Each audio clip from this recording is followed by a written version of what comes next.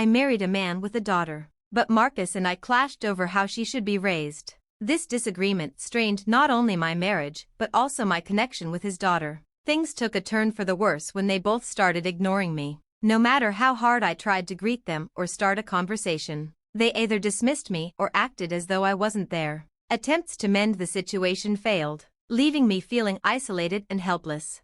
One day, I overheard a conversation between them that broke my heart. I realized I couldn't endure being ignored forever, so I made the difficult choice to leave the house. What happened afterward, however, was completely unexpected.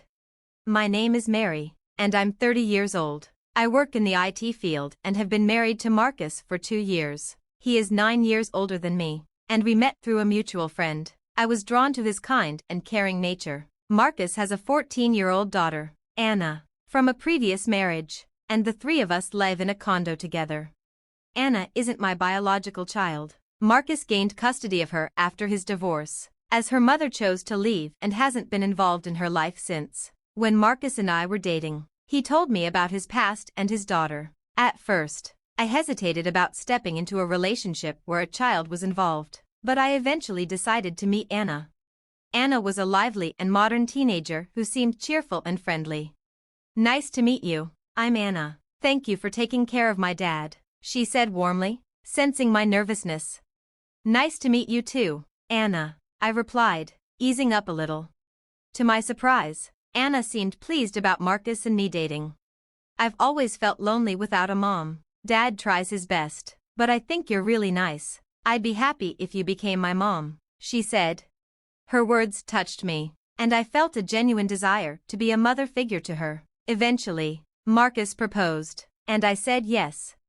Initially, my parents had reservations about me marrying someone with a child. It's natural for them to worry about such a complex situation, but I was determined.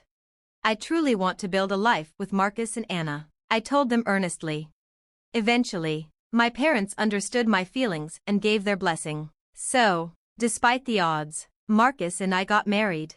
In the beginning, everything seemed perfect. Anna called me mom, and Marcus was a loving husband. However, as time went on, things began to change. One evening after dinner, Anna left her plate on the table and lounged on the sofa. Marcus sat beside her, watching TV with a drink in hand. "Anna, please take your plate to the kitchen. I've reminded you about this before," I said. Anna frowned. "Ugh, it's such a hassle. Can't you just do it, Mom? You're old enough to clean up after yourself. You're in middle school now and need to take responsibility," I replied firmly. "Why do you have to nag about everything? You're so annoying," Anna snapped. Frustrated by her attitude, I reprimanded her. "Don't talk to me like that." Before I could address the issue further, Marcus interjected. "Don't be so harsh. She's just a kid. If it bothers you, just clean it up yourself." "It's not about me being harsh. I'm trying to teach her responsibility," I argued. Despite my efforts, Marcus always sided with Anna. They expected me to handle all the household chores and only helped when I insisted, though they often complained. "We're a family. Shouldn't we share the responsibilities?" I asked one day. "Housework is a woman's job," Marcus retorted dismissively. This inequality hurt, especially since I worked full-time as well. When chores piled up because I was busy, Marcus and Anna accused me of neglecting my duties. To make matters worse, Marcus and I disagreed about Anna's education. At 14, she was approaching high school, but she showed little interest in studying. "I don't need to study much. I can get by just fine," Anna often said. Although she was naturally bright, her lack of effort concerned me, especially since she aspired to attend a private high school with tough entrance exams. "It's important for her to develop good study habits now for her future," I told Marcus. "She's smart and capable. Pushing her too much will only discourage her," he replied dismissively.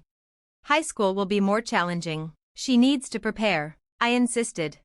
"Stop acting like you're her mother." "You're not," Marcus snapped. This constant tension created a rift in our marriage. Marcus spent more time away from home, claiming it was for work, but I suspected he was avoiding me. My relationship with Anna also deteriorated as she became increasingly rebellious. Thoughts of divorce crossed my mind. But I hesitated, fearing judgment from my parents, who had supported my decision to marry Marcus. Then, something strange happened. One morning, I greeted Anna. "Good morning, Anna. Breakfast is ready." She walked past me without a word. At first, I thought she hadn't heard me, but it soon became clear she was ignoring me. Later, when I tried to wish her a good day, she acted as if I wasn't there. Confused, I turned to Marcus. "Marcus, we need to talk about Anna. She's been ignoring me." To my shock, Marcus ignored me too. No matter how much I tried to engage with them, they refused to acknowledge me. Even when I joined their conversations, they acted as though I was invisible. I kept up with the household chores and made their favorite meals, hoping to bridge the gap, but my efforts went unnoticed. On weekends, Marcus and Anna started going out together without me, further alienating me.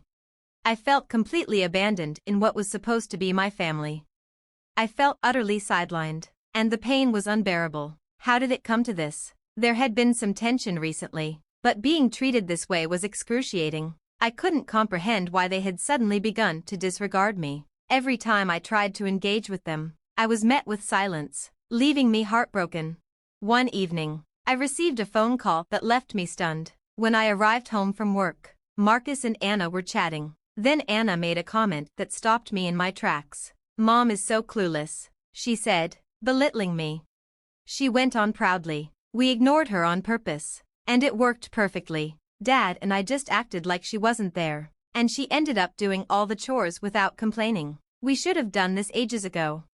Marcus chimed in with agreement. "Plus, she's the one bringing in the money and keeping the house tidy. She used to be bold, but now she's quieter and more cooperative. It's really working out for us." Anna added with a laugh, "I'm about to start high school, and I'll need money, so Mom will just have to work harder. LOL. Life is so easy now that we're ignoring her." Listening to them laugh and joke about me as if I were just the hired help made my blood boil. I couldn't hold back my frustration any longer. They would regret this. The next morning, after getting ready for the day, I greeted Marcus and Anna as usual, but they ignored me yet again. Anna even clicked her tongue at me dismissively. After they left the house, I packed my belongings and walked away. Later that day, I showed up unexpectedly at my parents' home. They were surprised but supportive when I explained everything. "You can stay as long as you need," they assured me warmly.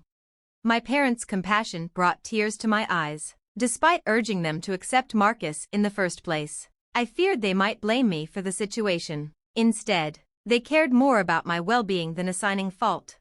A few days later, Marcus called me, his voice filled with panic. When I finally answered, annoyed, he immediately began yelling, "Where are you? How dare you abandon your responsibilities as a mother? Aren't you ashamed? Come back right now."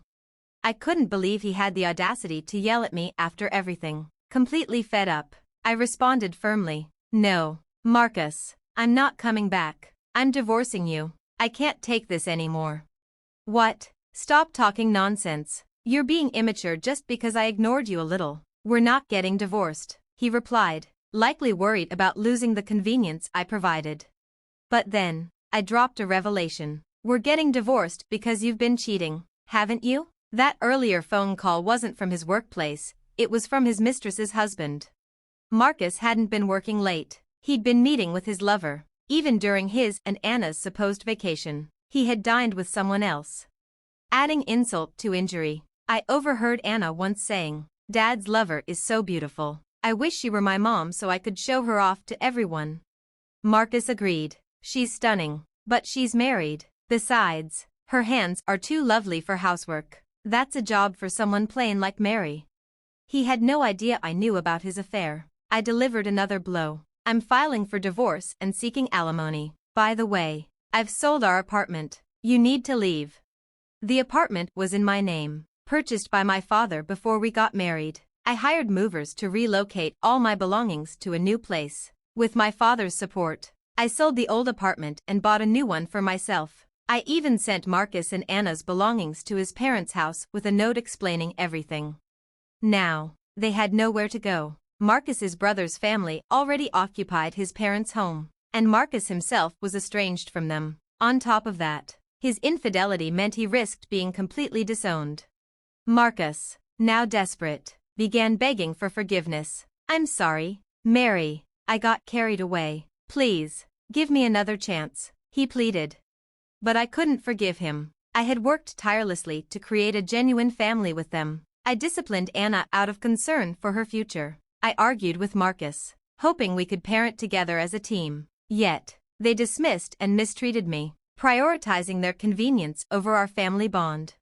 I won't live with people like you anymore, I told him. You and Anna don't want a family, you just want a servant to order around. I've done everything I could, but I'm done. Marcus insisted. Anna wants to apologize. She's not a bad girl. Didn't Anna say she wished for a different mom? Maybe she'd be happier with someone else. Stay out of my life, I replied, hanging up. A few days later, the divorce was finalized through my lawyer. I sought compensation from both Marcus and his lover, and the mistress's husband did the same. Marcus depleted his savings and had to take out loans to cover the damages. Now, Marcus and Anna live in a rundown apartment. Anna had to borrow money from relatives and now works at a factory. She couldn't afford her dream private school and reluctantly enrolled in a public one, where her difficult personality isolated her from her peers. With no one to clean the house, their apartment is becoming filthy, and eviction looms. When Marcus begged for reconciliation, I told him, we're strangers now, don't contact me again. These days, I live peacefully with my parents and focus on my career. After everything, I'm not thinking about marriage anytime soon. For now, I'm determined to make better choices in life. Thank you for watching. See you in the next video. Stay inspired.